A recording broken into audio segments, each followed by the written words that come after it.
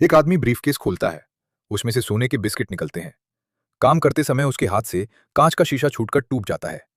कांच टूटने की आवाज सुनकर मालिक गुस्से में आ जाता है और उस आदमी को धक्का मारकर दुकान से बाहर निकाल देता है। वो आदमी हर दुकान पर जाकर काम मांगता है, लेकिन कोई भी उसे काम नहीं देता। परेशान होकर वो महादेव के मंदिर में जाता है और कहता है, प्रभु, मेरी नौकरी भी छूट गई है और कहीं भी काम नहीं मिल रहा है। मैं अपनी बीमार मां के इलाज के लिए पैसे कैसे जुटाऊंगा।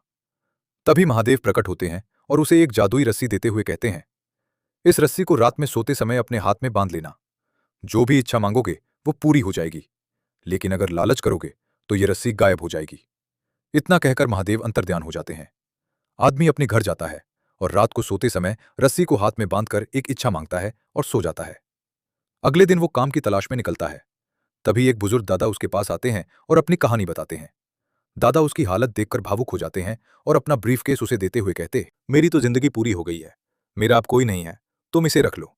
आदमी ब्रीफकेस को घर ले जाकर खोलता है तो उसमें सोने के बिस्किट और प्रॉपर्टी के कागज होते हैं। वो महादेव का धन्यवाद करता है। रात को एक चोर उसके घर में आता है और जादुई रस्सी चुरा लेता है।